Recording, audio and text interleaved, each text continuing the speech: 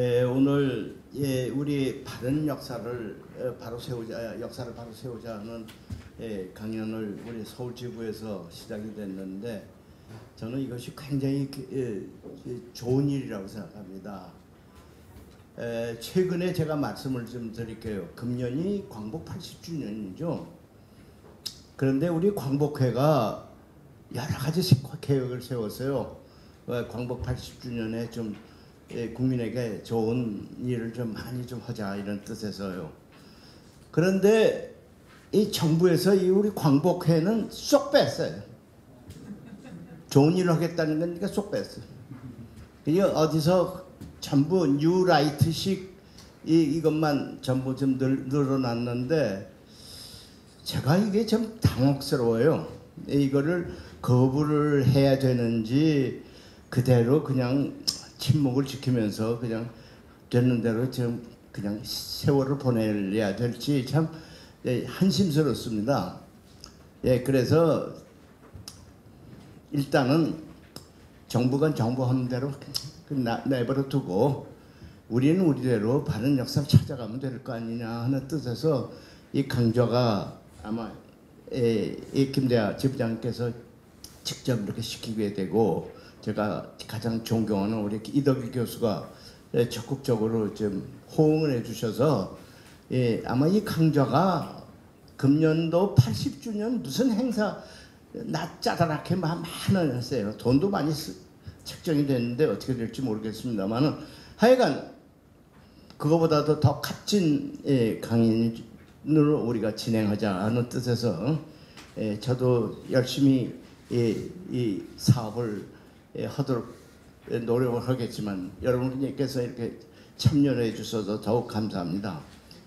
그래서 특히 이번에 우리가 좀 이 뜻하지 않은 엉뚱한 계엄 사태가 일어나서 세상이 지금 뒤집히고 있잖아요. 그랬는데 왜 이런 일이 일어났는지 하는 것에 대한 원인을 조금 분석을 해야 되겠어요. 이 계엄이라는 것은 여러분들 아다시피 군을 동원하는 거거든요. 근데 이번에 군이 동원이 안 됐어요. 그렇죠?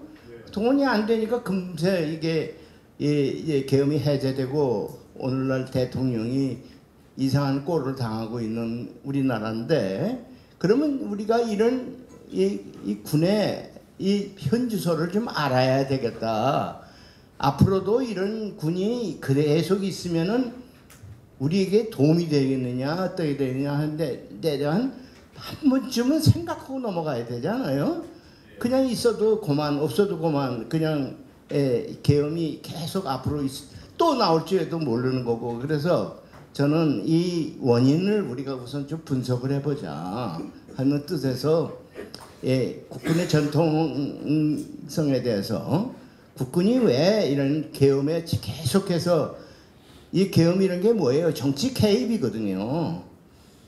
정치 개입이야. 말하자면 모든 걸 다 스톱시켜서 군이 다 하겠다는 얘기인데 이건 일종의 군국주의적 발상이고 이게 정치 개입인데 이런 데 대해서 아무도 반성을 안 하고 진단도 안 하고 그냥 넘어가면 앞으로 우리가 이런 일을 또 당하게 되는 거 아닌가 하는 생각도 들고 해서 일부러 이런 테마를 잡았습니다. 여러분 알다시피 저는 육군사관학과를 졸업한 사람입니다. 그런데도 불구하고 오늘날 군이 이런 식으로 가면은 전력증강커녕 아무것도 안 되고 맨날 이 정치하는 사람들의 심부름이나 하다 끝난다 얘기를 했어요. 그래서 지금 굉장히 위기감까지도 느끼고 있습니다. 그래서 오늘 테마를 일부러 광복 80주년을 기념해서 우리 대한민국의 역사를 바로 세우는데 제가 오늘 여러분께 말씀드릴 부분은 국군의 역사를 한번 살펴보자 하는 뜻에서 말씀을 드리고자 합니다. 이 시간이 짧기 때문에 빨리빨리 진행을 할 텐데 혹시 건너뛰더라도 다음에 제가 조금 더 정리해서 여러분께 이해 좋게 말씀을 좀 드리고자 합니다. 우선 들어가기 전에 우리 선인들이 이 역사를 어떻게 바라봤느냐. 그러니까 우리도 오늘 강의를 하면서 이런 자세로서 역사를 바라보자는 뜻이죠. 이게 뭐냐면 신채호 선생은 역사가 있으면 흥하고 역사가 없으면 망한다. 이건 뭐 다 상식 같은 얘기인데 신채호 선생은 이런 데에 대해서 굉장히 아주 날카로운 반응을 가지고 있어요. 그러니까 역사를 가진 민족은 재생할 수 있다 이게요. 다시 되돌릴 수가 있는데 역사를 잊으면 영토도 되돌릴 수가 없고 세상에 있는 그 민족은 망하게 된다는 뜻입니다. 저는 그런 예로 지금 세상 여러 가지 민족이 있지만은 역사를 잃은 민족은 지금까지 살아남지 못했습니다. 그래서 제가 이것을 특별히 강조를 하고요. 특히 도산 안창호 선생은 굉장히 이게 옹곤하신 분입니다. 그 양반이 독립운동을 하면서도 모든 것에 대해서 이렇게 극단적인 생각을 안 하신 분인데 역사에 대해서는 굉장히 날카로웠어요. 역사는 관용해서는 안 된다는 거예요. 지금 뭐 그냥 한간에 친일 사관이면 어떠냐 낙랑군이 평양에 좀 있었다고 해서 그거 이제 와서 따져서 하냐 이런 관용을 하는 것이 아니라 잊어버리자 하는 그런 생각을 많이 하는데 그런 거 하나하나가 우리 역사를 바로 뒤틀리게 만든 겁니다. 그러니까 역사에는 관용이 아니요 관용한다는 건 무책임한 얘기다 이게요. 그래서 이것이 선임들의 얘기하고 또 논어에 무슨 얘기가 있냐는 자기의 자세만 분명히 자리를 잡으면 길은 새로 생긴다 이거죠. 그러니까 역사를 바로 잡으면 역사를 바로 알면 오늘날 이런 사태가 안 온다는 뜻입니다.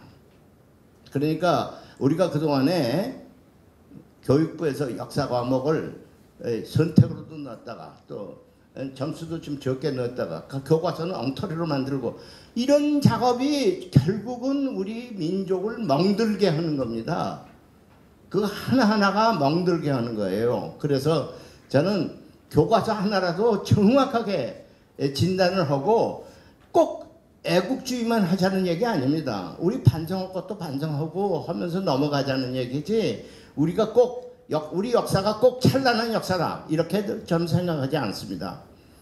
우리가 순환당해도 이것을 어떻게 슬기롭게 극복을 했느냐 이런 문제도 우리가 점점 하나하나 짚고 넘어가야죠. 그래서 대한민국이 지금 나갈 길은 우리 자신들의 정체성, 우리가 어디서 왔고 어디를 향해서 가는 것이냐 이런 정체성을 분명히 할 때 저는 우리의 나갈 길이 제대로 밝혀질 것이라 저는 믿습니다. 이 사람이 아베 노부유키라는 조선의 마지막 총독인데요. 이런 말을 했는지 안 했는지 제가 이덕희 박사 보고 한번 좀 찾아달라고 그러는데 그 근거는 못 찾았어요. 아직 근거를 못 찾았는데 이 사람이 했음직한 말입니다.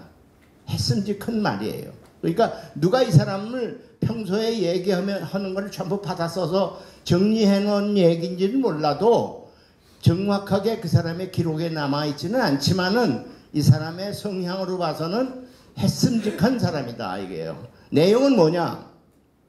우리가 일본 제국주의가 조선을 침략을 해서 조선을 점령해서 총독부를 만들고 이래 제일 잘한 일이 뭐냐? 이 사람 입장에서 제일 잘한 일이 뭐냐?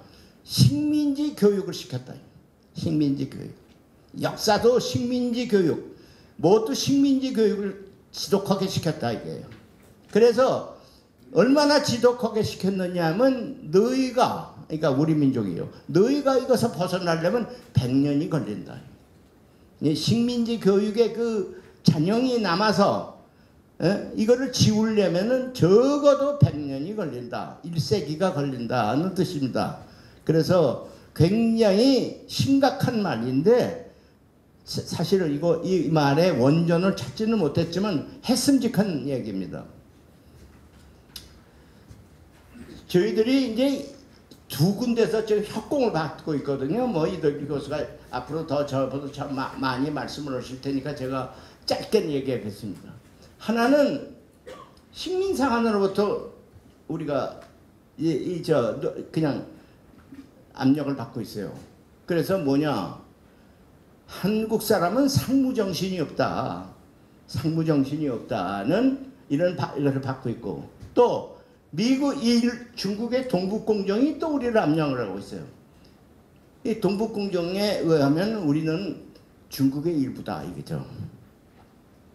모택동도 그런 말 안 했어요. 너희는 너희 역사가 있다. 만주가 너희 역사다. 이렇게 얘기를 했고, 주얼레도 그런 얘기를 했어요. 그런데 이 건방진 시진핑이 너희는 원래부터 우리의 일부야. 이런 건방진 얘기를 했어요. 근데 이 건방진 얘기를 했는데 역사학자 중에서 이들만 빼놓고는 항의하는 사람이 한 사람도 없었어. 항의하는 사람. 난 못 들었어요. 네, 근데 그 사람 이제라도 하면 업어주고 싶어. 그랬는데 이렇게 분명하게 중국은 한국은 중국의 일부다 이렇게 얘기를 했습니다. 근데 사실은 우리가 신흥무관학교 이렇게 역사 교육을 뭘 시켰느냐, 그건 교재가 남은 걸 보니까 무슨 을지문덕, 이순신, 화랑도 이런 얘기를 많이 했어요. 왜 그러느냐? 우리 선인들도 너무 문약해졌다. 그래서 역사적으로 우리 이런 용장이 있었다는 것을 아마 한 것 같아요.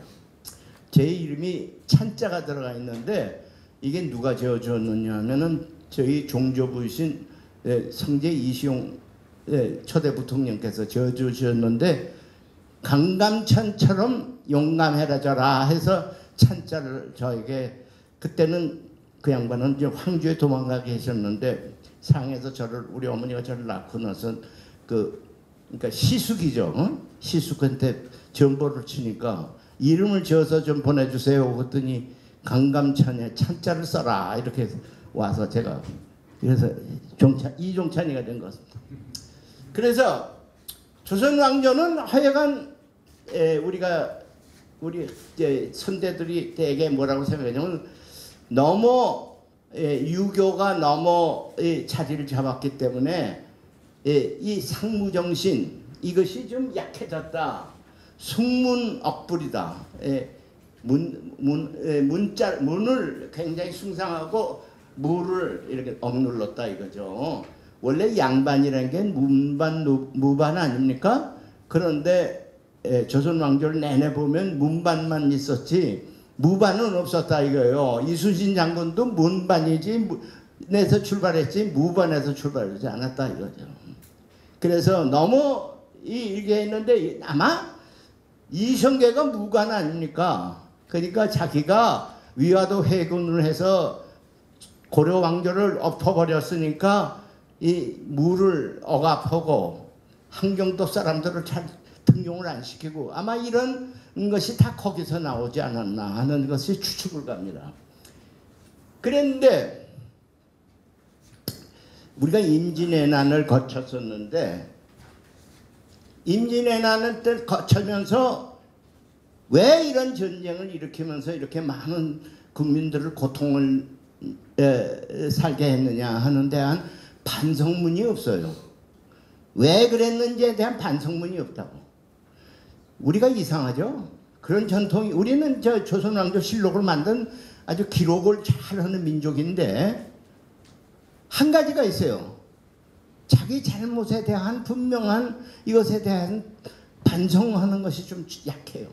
지금도요. 우리가 IMF 외환 위기를 겪지 않았어요? 외환 위기를 왜 겪었느냐 하는 백서가 없습니다. 한국은행도 백서가 없어요. 백서를 만들질 않았어요.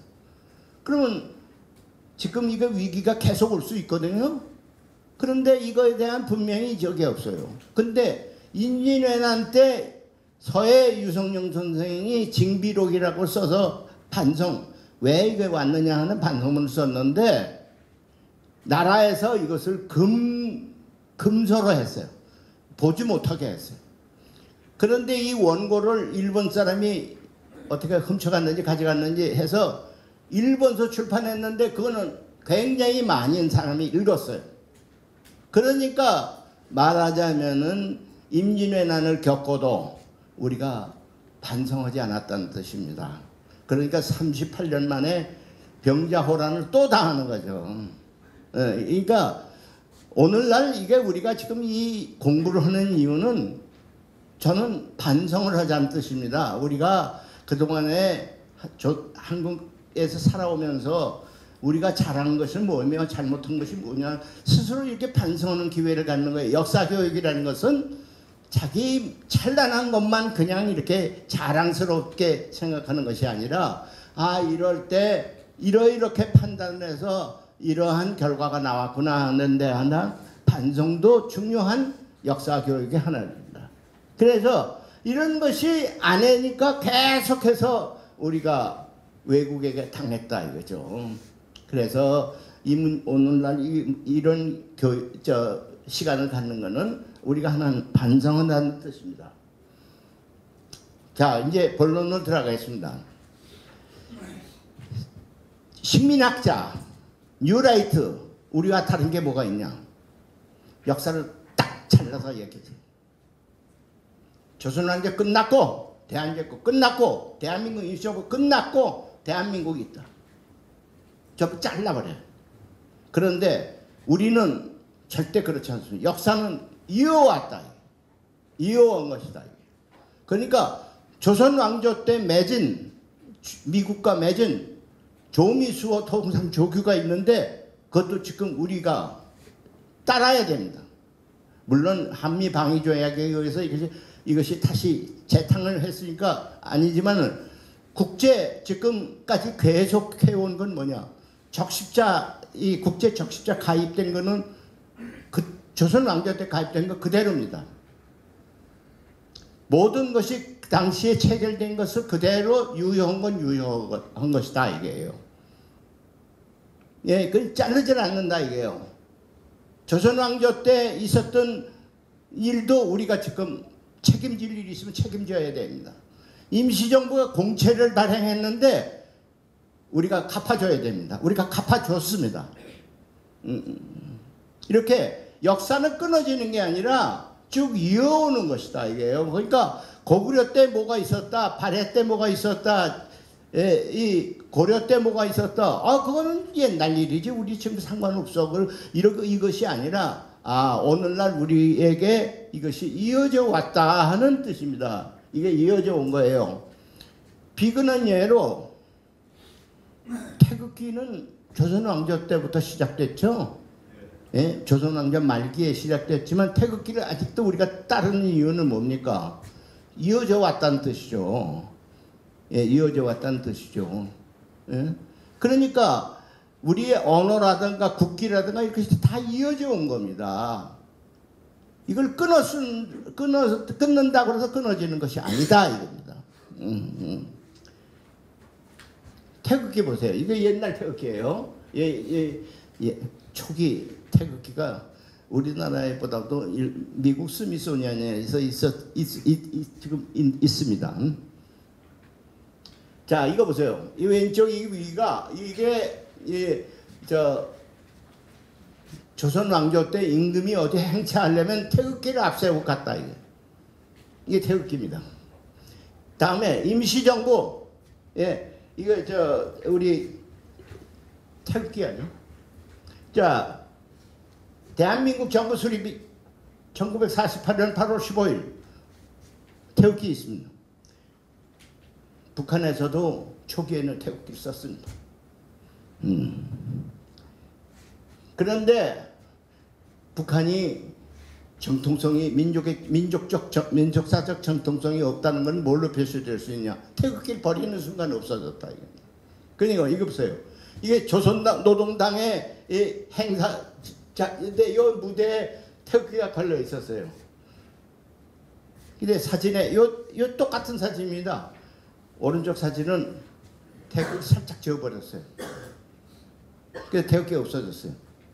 그 순간 조선민주주의인민공화국은 우리 한반도에 있어서 정통한 나라가 아니라 일종의 서자다. 이게 서자. 예.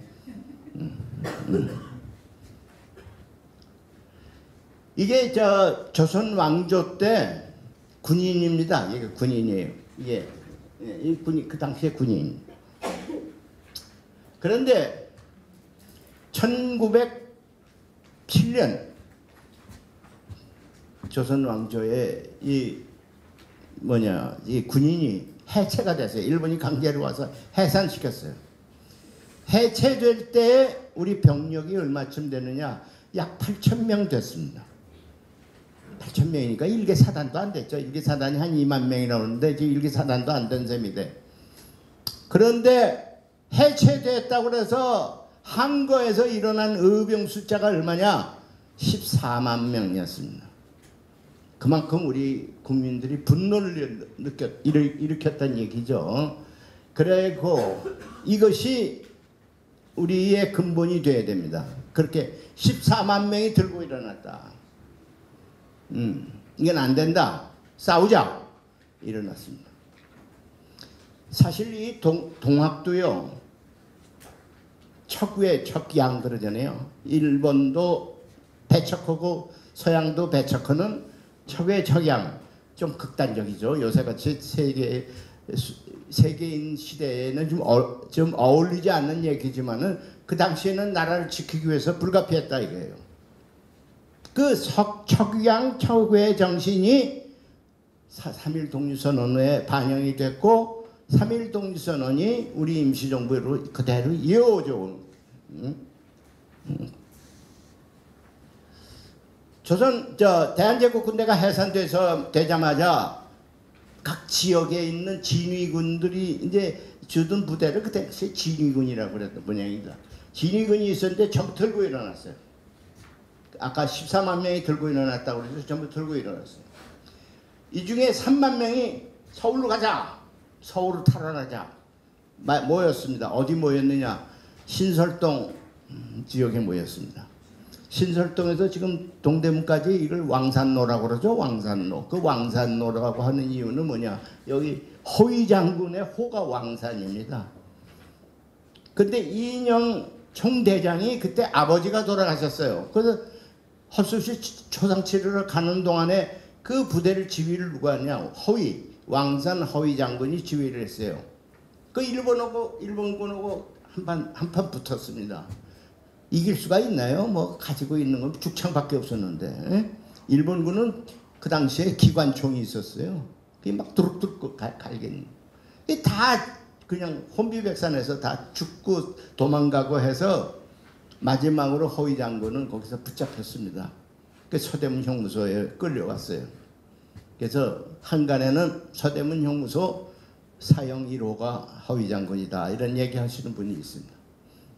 근데 하여튼 허위 장군이 끌려왔는데 일본에 있는 이 헌병대장 하시는 분이 있어요. 허위 장군을 만났습니다. 이제 그만하고 너희가 진 것이 분명하니까 그만하고 우리한테 항복해서 우리하고 같이 대한제국을 그 당시에는 뭐 조선 왕조겠죠. 만들자. 근데 허위 장군이 당신 갈 길을 가고 나는 갈 길을 가면 된다 이렇게 거절했어요. 그래서 사형 집행이 됐습니다. 이게 사형이 집행되고 이 일어난 의병입니다. 이 의병의 모습이에요. 이 의병의 사진은 우리가 보유한 것이 아니라 이게 영국에 있는 기자가 찍은 겁니다. 양평에서 있는 의병을 찍은 겁니다. 자, 그 의병 가운데 한 사람이 누구냐? 홍범도 장군입니다. 홍범도 장군은 원래 아주 미천한 사람이에요. 미천한 계층에서 살아났기 때문에 아주 먹을 것이 없어서 그냥 군대에 가서 나팔수 노릇도 하고 절에 가서 불때 주고서 밥 겨우 얻어먹고 그런 사람인데 이 사람이 절에서 여성을 만나서 사랑을 하게 됐어요. 나는 그래서 홍범도 영화를 한번 찍으면 참 멋있을 것 같아요. 그 미천한 사람이 절에서 불이나 떼주고 그런 사람이 절에서 여성을 만나서 사랑을 하게 되고 그 여성과 사랑을 하면서 절에서 도망을 갔어요. 그 산으로 들어가니까 먹을 게 없잖아요. 그때 포수를 시작한 거예요. 유명한 포수를 따라다니면서 포수 노릇을 한 거예요. 네. 그래서 이 홍범도 장군은 아주 미천한 제하층 계급입니다. 그런데도 불구하고 나라가 위기에 처했을 때는 분연히 일어나서 나라를 구하기 위한 의병대장으로 나왔다. 이거는 지금 세계에서도 그렇게 흔한 일은 아닙니다. 미천한 계급이 무슨 나라로부터 무슨 혜택을 받으면 얼마나 받았겠어요. 혜택이란 건 아무것도 받은 게 없어요. 그런데도 이 나라의 소중함을 알았다. 그래서 분연히 일어났다 이겁니다. 그래서 일본군과 싸우고 그 다음에 모스크바에 세계 피압박민족 대회를 했는데 거기에 갑니다. 이걸 가지고 뭐예요? 뉴라이트에서는 홍범도가 공산주의자라고 했는데 그때 참석했을 때 그 참석 그 난이 있어요. 그 뭐 쓰는 것이 있어요. 거기 뭐라고 썼느냐? 직업난에 의병이라고 썼습니다. 그랬는데 나중에 물론 1927년에 공산당에 가입은 하는데 그때는 이미 이 집단 농장이 됐기 때문에 공산당 가입해야 배급이라도 더 받아서 좀 할 수 있으니까 그때 생계의 수단으로 공산주의자가 됐겠지 무슨 철저한 공산주의 지금 북한에서 얘기하는 그런 식의 공산주의는 아니었습니다. 그런데 이 뉴라이트에서는 이 사람 공산당이라고 자꾸 배척을 그러는데 좀 참 딱한 사람들이에요. 그래서 이렇게 해서 의병에 참석했어요. 그래가지고 이게 이제 사실은요 그 사랑하는 여인을 사이에 아들 둘을 낳습니다. 근데 일본군이 이 일본군하고 교전하는 동안에 일본군이 그 부인을 하고 아들 하나를 데리고 가버렸어요. 포로 잡았어요. 그래갖고 투항을 하라. 그러면 놔주겠다. 그런데 투항을 안 했어요. 그래서 일본군이 그 사랑하는 부인과 아들을 죽이잖아요. 그 가족을 다 잃을 정도로 그 나라에 대해서 그렇게 충성스러웠어요.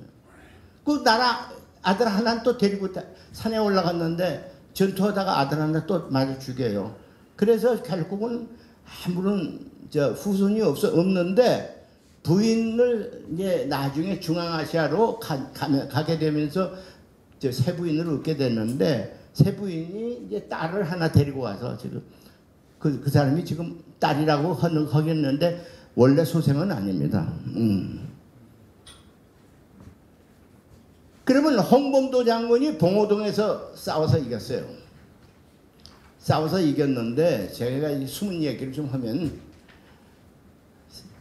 그 당시에 연해주라고 그러죠. 우라지보스톡에 있는 사람들이 체코 군단이 물러가게 되면서 이 체코 군단이 가지고 있던 총들을 다 거추장스러우니까 좀 팔고 그랬어요. 그걸 전부 우리 교민들이 사들였어요. 사들여가지고 전부 탄환이고 총이고 사들여서 그 소만 국경 그 험한 데를 그 집 등짐 져서 넘어가서 그 홍범도 장군 부대에다가 갖다 줬어요. 그만큼 우리의 독립운동이라는 게 철저했습니다. 지금 아마 하라고 해도 아마 돈 주고 하라고 해도 안 할 거예요. 그런 힘든 일을 왜 하겠어요. 그런데 그 당시엔 그걸 했습니다. 그래서 제가 개방이 된 후에 체코를 한번 갔거든요. 근데 그때는 막 그 공산당 배지도 길에서 팔고 막 그냥 아주 못 살 때는 그 길에 막 널려 있는데 요강이 나왔어요. 논요강이. 네? 그래서 야 이게 웬일이냐, 이 요강이 여기 왜 왔냐 그러니까 연해주에 있던 체코 군단 사람이 총을 내놓고 뭘 하나 집어가려는데 요강을 집어갔대요. 그게 보물인 것 같아서. 그래서 논요강을 거기서 한번 본 일이 있습니다. 이처럼 철저하게 이것을 총을 사들이고 해서 홍범도는 무장을 시킨 거예요. 그래서 무장을 이게 싸워서 체코 군단이 냉기고 간 총이 모순 다강이라는 총인데 사거리가 일본군이 가지고 있는 구구식 총보다는 사거리가 좀 길어요. 이게 450인가 그리고 그게 350인가 그래. 그러니까 사거리가 길고 총이 조금 우수하고 그러니까 봉오동 전투에서 이긴 거는 전략 전술도 아주 훌륭했지만 그런 총기도 우수했다 이렇게 봐야 되겠죠. 네, 그래서 하여튼 봉오동 전투에서 승리를 거뒀는데 일본군이 가만히 놔두니까 이거 안 되겠다. 그래서 나남에 있는 19사단 75연대죠. 예, 나남에 있는 19사단 75연대에서 본격적으로 이거 소탕하자 해서 이제 본격적으로 이제 압록강을 도망강을 넘어서 이제 진주하는 거예요. 그러니까 홍범도 장군은 도망을 가는 거예요. 도망을 가는데 가다가 청산리 근처에서 이 일본군을 유도해서 그 청산리 골짜기로 들이보낸 거예요. 그러니까 김자진 장군은 거기 기다리고 있다가 일본군이 들어오니까 그냥 싸워서 그냥 한 엿새간 싸웠어요. 엿새간. 그래서 지금 청산리 전투라는 것이 하루에 끝난 게 아니라 6일간 계속해서 이 들어온 걸 여기서 쏘고 저기 가서 저쪽에 쏘고 이렇게 여러 군데서 쏴서 말하자면 전쟁 효과를 많이 봤죠. 그러니까 일본군이 후끈 달았어요. 거기서 정규군이 많이 희생이 됐거든요. 그래서 있는 대로 한민족은 죽여라 해서 경술참변이라는 것이 그때 일어나는 겁니다. 예, 일본군이 그렇게 한국 사람은 무조건 죽이라는 그런 명령이 내려가지고 경술참변이 일어났어요. 자, 이게 이제 상상화예요. 예, 청산리 전투의 상상화. 이게 김전 장군이고요. 그런데 의병 독립군에 참여한 사람이 여럿이 있습니다. 나라를 사랑했던 사람들은 다 그때 참전했어요. 안중근 의사를 지금 우리는 그냥 안중근 의사 그러는데 그분이 사실은 독립군의 중장입니다. 독립군 중장. 근데 전투를 하다가 일본군 포로를 하나 잡았어요. 그냥 끌고 다니는 거예요. 그러니까 주변에서 아이고 저 귀찮는데 죽이고 말자고. 근데 안중근 의사 난 카톨릭 신자인데 사람이 이렇게 죽여서는 안 된다. 포로는 공법에 의해서 만국 공법에 의해서 대우를 해야 된다. 그래서 귀찮은 척만 계속 끌고 다녔어요. 이제 그 보통 힘들 게 아니거든요. 밥 먹여줘야지 또 밤에는 감시해야지. 이게 보통 힘든 게 아니니까 나중에 안중근 의사가 그 일본군 보고 포로 보고 야 내가 너 돌려줄 테니까 너 집으로 돌아가라. 이제 다시 너희 군대로 돌아가지 말고 너희 집으로 가라. 그러니까 그러겠다고. 그래서 집으로 보내줬어요. 노자까지 줘서 집으로 돌려보내줬는데 이놈이 집으로 안 가고 본대로 돌아가네. 돌아가서 안중근 의사의 부대가 있는 데를 다 점을 찍었어요. 그래서 거기 일본군이 매복을 했다가 안중근 부대가 아주 큰 피해를 당하잖아요. 그러니까 사람들이 전부 안중근 의사 보고 당신 때문에 우리가 이게 제대로 작전을 못했다고. 그러니까 안중근 의사가 후끈 달았죠. 다시 군대를 모으려니까 군대가 모아져요. 안 모아지니까. 그래서 내가 적장을 쏘자. 그래서 또 히로부미를 혼자 쏘게 됐습니다. 예, 그러니까 그냥 이분이 그냥 이렇게 사실은 일본군에게 잘해준 게 아니라 만국 공법에 의해서 잘해주려다가 왜 이래요? 손해를 보는 거죠. 그런데 이분은 재판 중에도 나는 살인범이 아니라 너에게 붙잡힌 포로다. 이게 포로로 대우해라. 이렇게 끝까지 얘기하잖아요. 근데 일본군이 그 일본 쪽에서 그 말 듣질 않잖아요. 그래서 이분이 군인 본분, 위국 헌신 군인 본분이나 내가 군인이라는 얘기예요. 위국 헌신하는 거는 군인으로서 당연히 있어야 할 일이 아니냐. 이게 이제 뭐냐면 옛날에 의병들이 막 여기저기서 이렇게 이 X표에 있는 것은 의병이 일어나서 일본군에게 피해를 줬다는 얘기입니다. 예? 그런데 이게 이제 점점 쫓겨 올라가서 이제 의병이 독립군이 되죠. 이렇게 모아져서 독립군이 돼서 큰 전투를 벌이는 거예요. 이렇게. 예? 독립군이 되고 나서는 큰 전투를 벌이게 되는 것 지도입니다. 그래서 이 의병 봉기 활동이 바로 독립군으로 이렇게 변환이 되는 거죠. 독립군으로. 그러니까 독립군이 그냥 우연히 생긴 게 아니라 의병이 쫓기고 올라가서 이렇게 뭉치면서 자꾸 독립군으로 발전이 되는 거죠. 예. 그래서 광복군이 창건이 되는 날, 1940년 9월 17일 날 창건이 되는데, 그때 조소왕 선생이 외교부장인데 뭐라고 얘기를 했느냐. 오늘 시작되는 이 광복군은 오늘 시작하는 게 아니다. 1907년에 대한제국군대가 해산되는 날 의병이 봉기를 했고 그 의병이 독립군이 됐다. 그 독립군의 전통을 잇는 것이 우리 광복군이다. 그러니까 오늘 시작하는 것이 아니다. 이게 의병이 시작한 것이다. 이렇게 얘기를 하는 거예요. 역사는 이어져 왔다는 얘기죠. 그러니까 우리가 의병이 대한제국군대가 해산되는 날 시작했다. 역사는 이어져 와서 오늘날 왔다. 이 뜻입니다.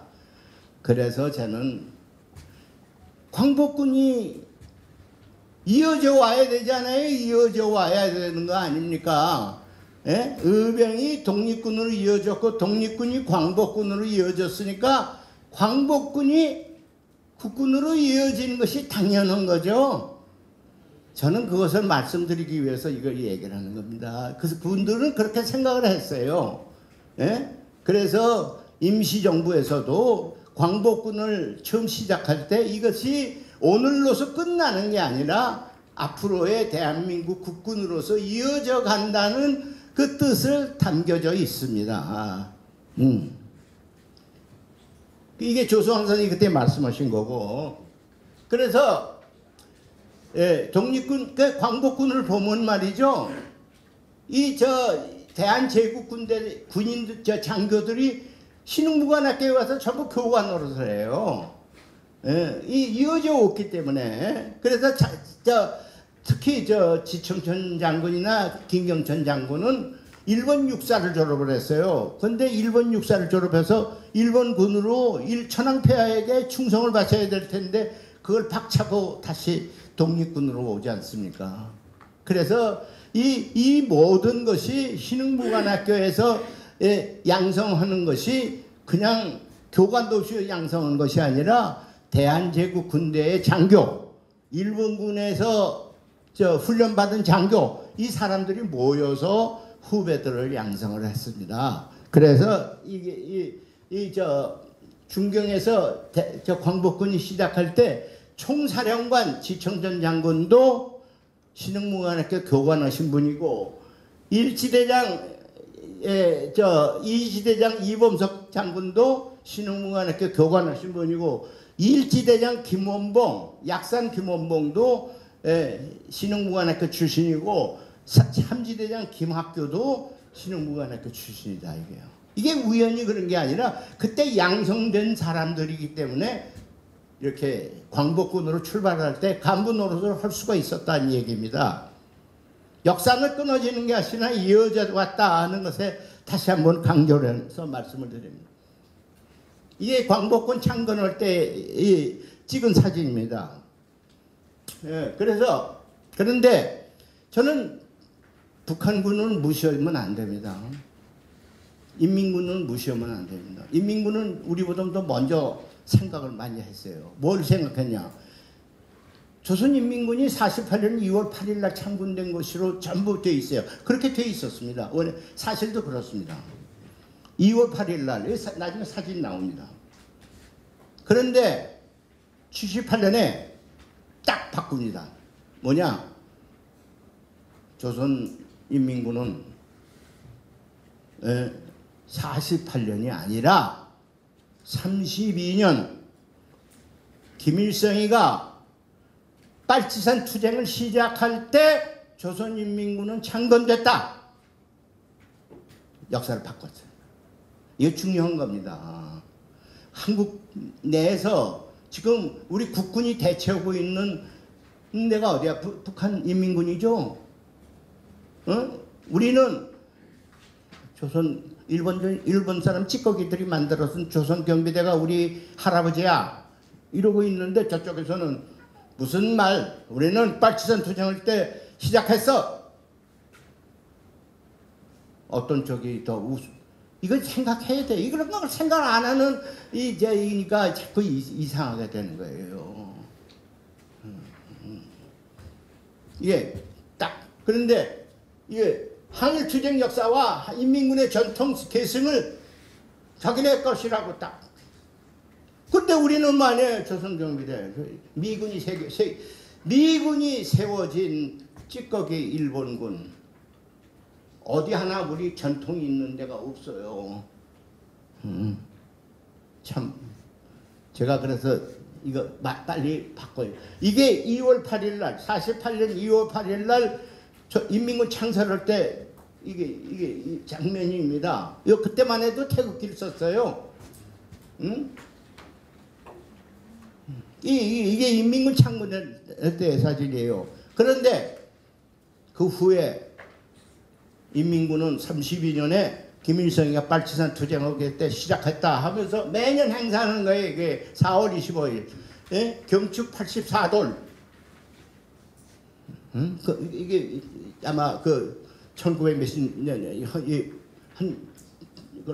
내가 표시를 안 해놨는데. 그러니까 이 사람들이 왜 이런 짓을 하겠어요? 한반도에 있어서의 조선인민군이 더 민족사적 정통성이 있다는 것을 얘기하는 거 아닙니까? 그런데 이게 조선경비대, 우리는 조선경비대다. 이거예요. 자, 읽어보세요. 조선경비대 국군의 모체로 한다고? 이종섭 국방장관이 국회에서 국군의 전통은 어디냐? 조선경비대입니다. 46년 미 군정이 만들어준 조선경비대가 우리 모체입니다. 예. 45년 사실 해방되고 나서 군대 만들겠다는 단체가 한 60여 개에 난립했어요. 미 군정이 다 그걸 인정하지 않았어요. 그리고서 딱 군사영어학교를 만들고 남조선 국방경비대를 편성했어요. 남조선 국방경비대라고 그러는데 우리는 국방경비대라고 그럽니다. 그런데 미군의 입장에서는 뭐라고 그러느냐? 이게 경찰 예비대다 이게. 폴리스 리저브 아니에요? 경찰 예비대다. 근데 국군으로 시작한 거 아니야. 경찰 예비대야. 우리는 이걸 갖다 미군은 경찰 예비대로 그러는데 우리 그 당시 우리 군에 있는 분들은 뭐라고 하냐? 국방경비대다. 국방경비대라는 말은 우리나라 말이지 미군은 인정하지 않는 말이죠. 자, 이게 국방경비대입니다.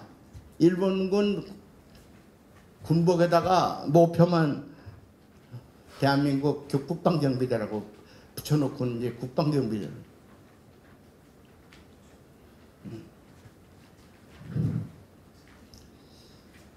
저는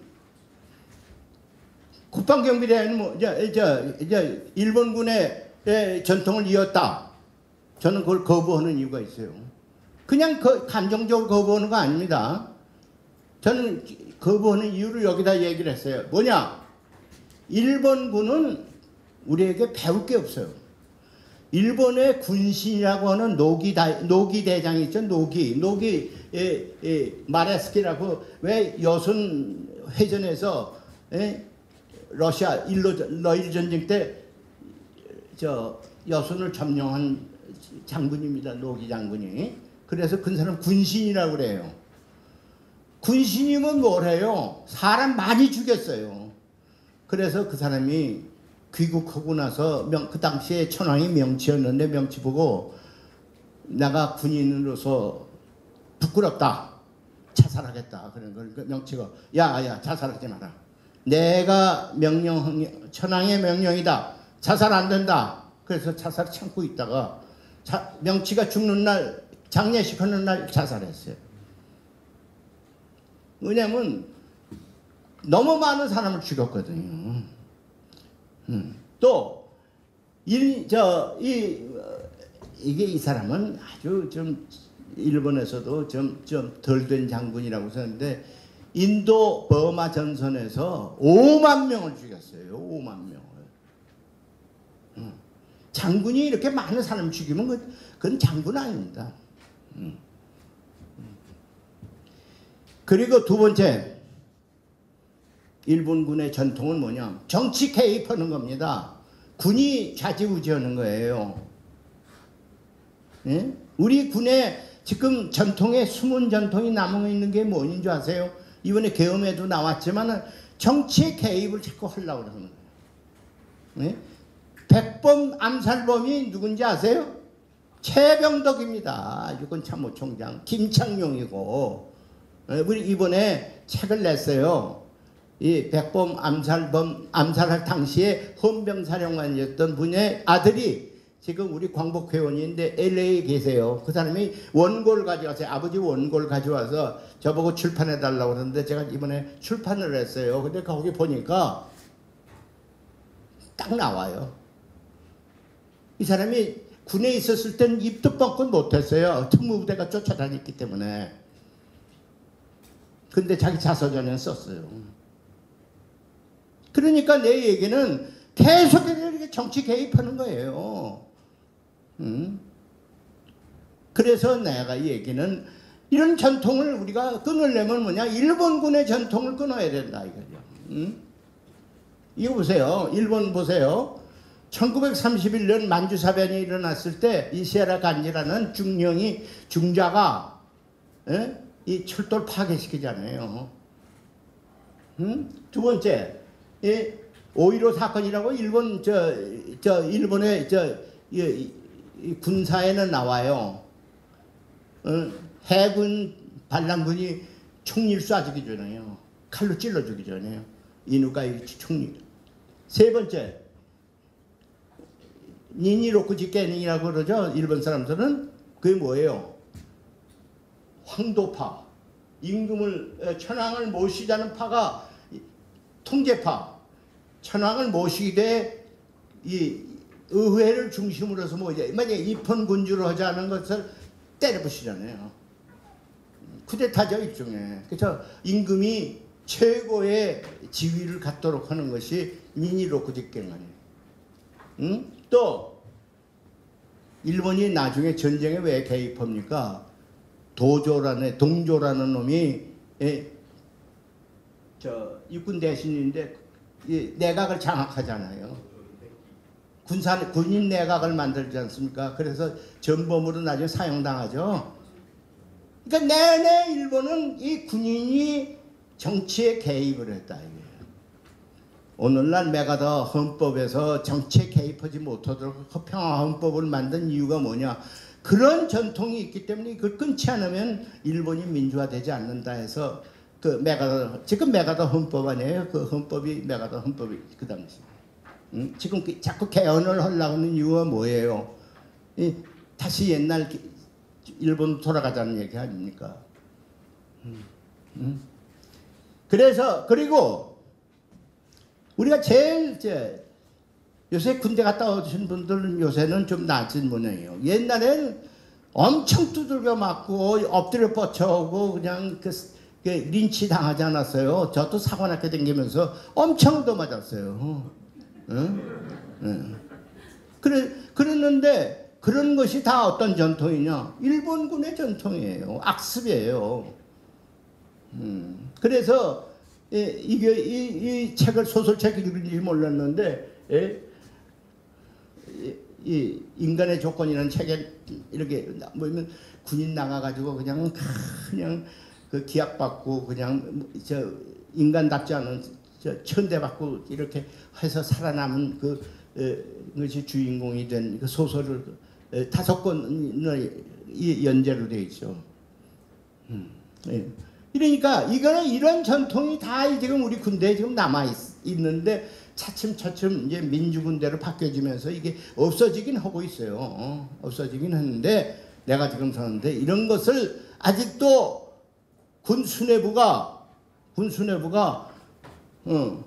조선경비대가 우리의 모체라고 얘기하는 한 정치 개입 또 사형 이렇게 또 기합 주는 거 이런 민주군대로서의 면모를 갖출 수 없죠.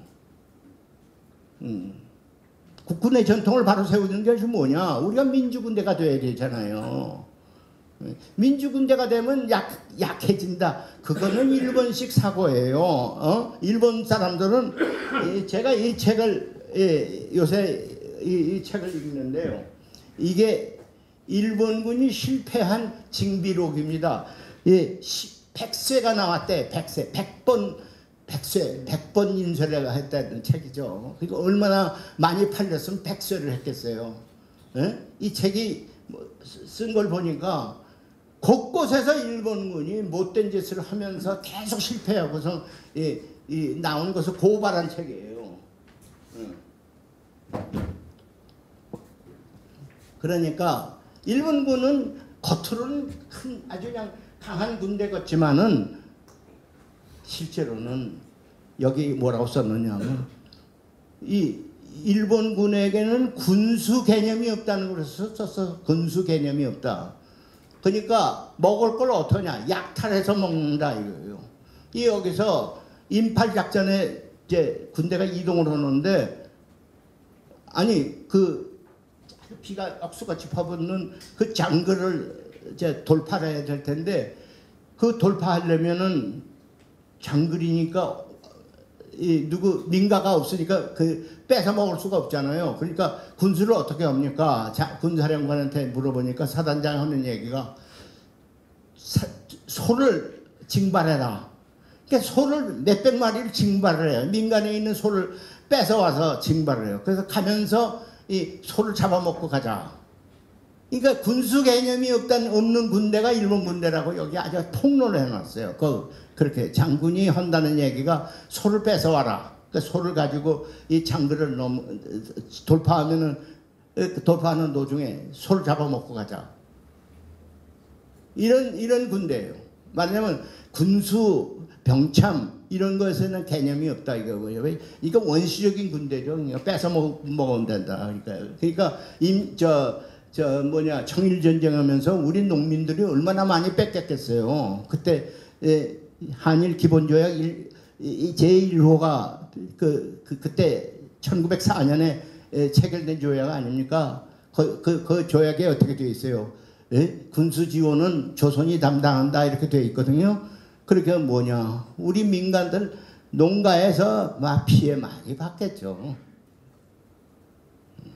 이런 전통을 우리가 모체로 삼는다? 참 끔찍한 얘기죠. 그리고선 48년에 대한민국이 건국됐다 이렇게 얘기를 합니다. 이승만 대통령 자신도 대한민국이 48년에 건국됐다는 말 한마디도 한 일이 없어요. 근데 이승만 대통령 기념관을 짓는 사람들이 전부 모여서 이승만 대통령이 건국 대통령이라고 그래요. 아마 이승만 대통령이 저승에서 저승이 있는지 모르겠지만 거기서 그 말을 들으면 야야야 그건 내가 하지도 않은 말을 왜 자꾸 하느냐 이렇게 얘기할 거예요. 그러니까 이 역사도 모르면서 덮어놓고 지금 일본하고 친해져야 된다는 이상한 풍조가 돌아서 지금 다시 이게 환원 그 아까 아베노미크가 뭔지 아세요? 일본 마지막 총독이 조선이 깨어나려면 1세기가 걸린다. 금년이 80주년이에요. 그렇죠? 그런데 20년 남았어요. 이 20년 동안에 아마 일본 완전히 일본으로 이제 바뀌어질 거 아닌가 이렇게 겁이 나요 제가. 그리고 우리는 만약에 건국됐다 그러면 만약 80년 전에는 우리는 나라가 없었다는 얘기인데 그러면 위안부는 뭐가 돼요? 일본 여성이 돼요. 일본 놈들이 일본 여성을 말하자면 인권 침해를 하는 건데 우리가 얘기할 것이 없잖아요. 남의 나라 일이 돼버렸어요. 이게 어떻게 그렇게 합니까? 그 다음에 우리 이승만 대통령은요 1910년에 합방조약 무효야 그랬어요. 너희가 그냥 강제로 침략한 거지 우리가 조약 맺은 사실이 없어. 너희가 강제로 한 거지. 그게 무효예요. 일본이 여기 점령한 것 자체가 무효다 이게요. 너희가 군사적으로 점령했을 뿐이지 무효다 이게요. 이승만 대통령이 그런 얘기를 했어요. 그런데 이 사람들이 뭐라고 하냐면 그 일본 당점을 합법화시키는 거예요. 그래서 오늘 아주 결론을 내립시다. 여기 계신 분들이라도 이게 우리가 분명히 하자 이게요. 우리나라는 2차 대전 이후 탄생한 신생 국가가 아닙니다. 우리나라는 그렇게 역사와 민족이 우리 헌법에 뭐예요? 유구한 역사와 전통에 빛나는 대한국민은 그 나오잖아요. 헌법 전문에 우리 유구한 역사를 가지고 있는데 왜 신생공화국입니까? 다음에 임시정부가 시대가 끝나고 정식 정부로 넘어간 것이 1948년 8월 15일이다 이거죠. 세 번째, 대한민국 국군은 의병, 독립군, 광복군으로 이어진 독립전쟁의 역사를 가진 국군이다. 이래야 우리가 민족 정통성이 있는 거죠. 우리가 독립투쟁의 역사를 이어온 것이 오늘의 국군이다. 이어야 광복군의 전통을 이어진 것이 아닙니까? 그래서 제가 국군의 날이 지금 10월 1일이에요. 무슨 날인지 아세요? 38도 선을 넘어간 날이 10월 1일이에요. 그러니까 1950년 10월 1일이 38선 돌파한 날이거든요. 그것도 의미는 있어요. 근데 저는 우리 헌법이 어떻게 돼 있어요? 평화적으로 통일하게 돼 있죠. 우리가 북침해서 북한을 군사적으로 점령해서 통일하는 것을 우리 헌법은 부정하고 있죠. 그러니까 38선을 돌파했다는 얘기는 뭐냐? 우리가 북한을 침략해서 북한을 제압해서 통일하자는 얘기예요. 그건 우리 헌법 정신에 어긋나는 겁니다. 그래서 저는 10월 1일로 하지 말고 광복군이 창설된 9월 17일 날로 하자 이겁니다. 그게 제 의견입니다. 제 개인의 의견인데 내가 여러분께 이것이 어떻겠습니까 하고 묻는 겁니다.